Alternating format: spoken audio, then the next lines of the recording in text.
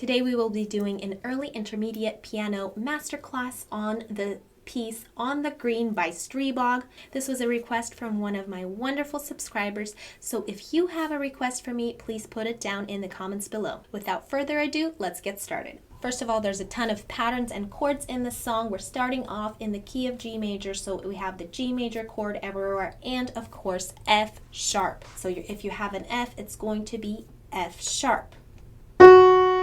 Right there. So the first measure is a G major chord. There's that G major chord in root position in the waltz pattern, and then the right hand is also a G major chord in first inversion. So first take a look and see if you see that same exact measure anywhere else in the song, and of course it's measure 4, measure 5, and in that repeating section. Then looking at measure 2, that is the 5-7 chord in the key of G major, which is D dominant 7, but we have it in second inversion right there. And the right hand also has that D dominant 7 chord. Then in measure 3, it's a first inversion dominant 7 chord. And of course you have that same thing repeat later in measure 6 and 7. And that full section repeats then from measure 19. And then in measure 9, we have this nice soft section. So the thing I want you to notice here is that the right hand is going back and forth between two notes each measure.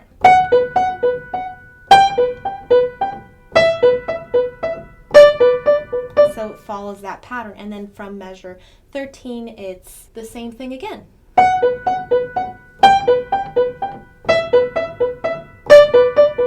And then it just goes into a little bit of a different section in measure 18. So read the notes in that section, and it has a ritardando and fermata there, slowing down a bit and then holding that D a little bit longer. And then the ending just finishes off strong on different inversions of the G major chord.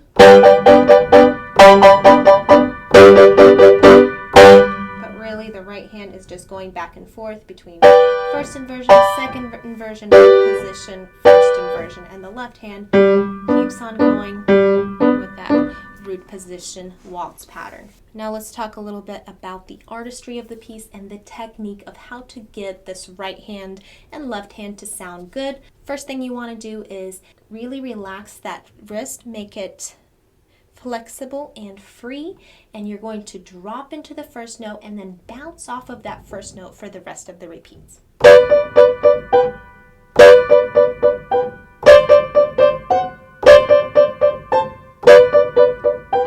Just like that. Then later on, starting with measure 9, you're going to just flop your wrist back and forth between those two notes.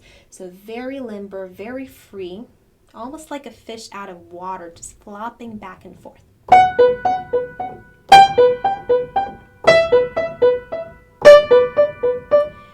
Maybe you also notice that I'm doing one more thing. Again, I'm dropping more into that first note, and so the other notes do feel like I'm bouncing off of that first note again.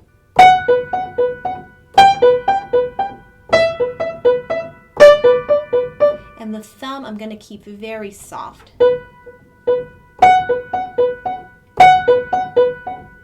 I think that sounds better than this. Main thing you don't want to do there is lock up your hand and play with your fingers instead of playing more with the arm weight.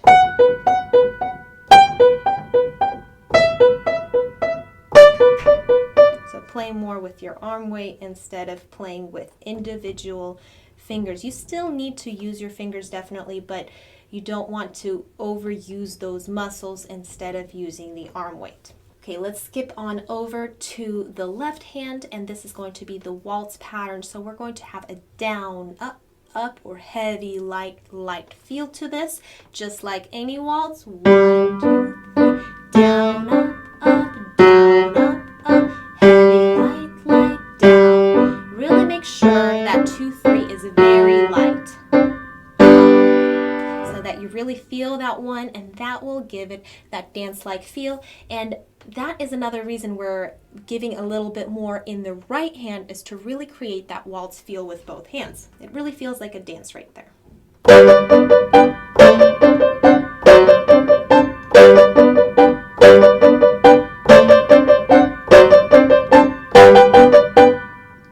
And then over here, still keep that waltz feel.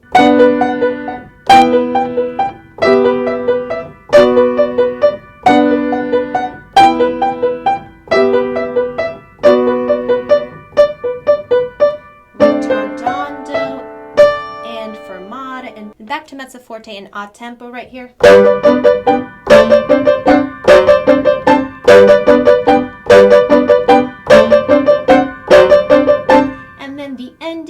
So this is just inversions of that G major chord. As I said earlier, you're going to do the same thing as you did with the repeated notes, but maybe a little bit stronger here. Down into the first note and then bounce off. Drop into the first note and bounce off. And just very free and limber right there. Don't lock your wrist, and don't really try to press the keys as you're doing that. You're really going to just bounce off of that first chord.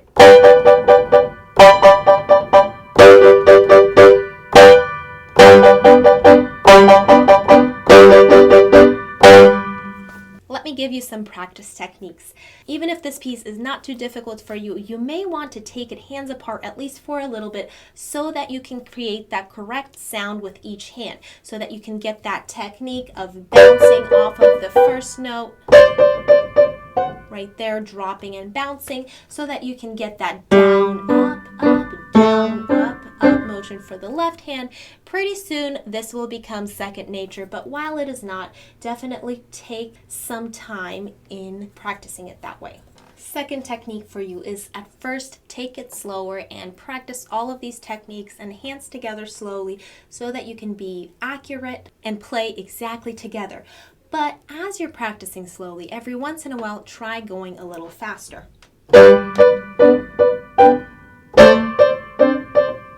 Or slower if you need to.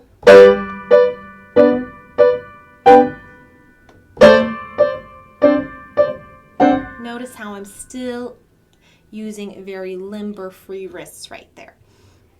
And then try going a little faster. Very light. And another thing I want to mention is, if you want to get to that fast tempo, you definitely want to make sure that you are playing with a light touch, and that your hand is super relaxed, because if you don't do that, you won't be able to get to that fast tempo. If you're playing heavier, it's just really difficult to get it to a fast tempo. That is all for today. I hope that was helpful. Let me know down in the comments below if you learned something new today, and if you have any requests for me.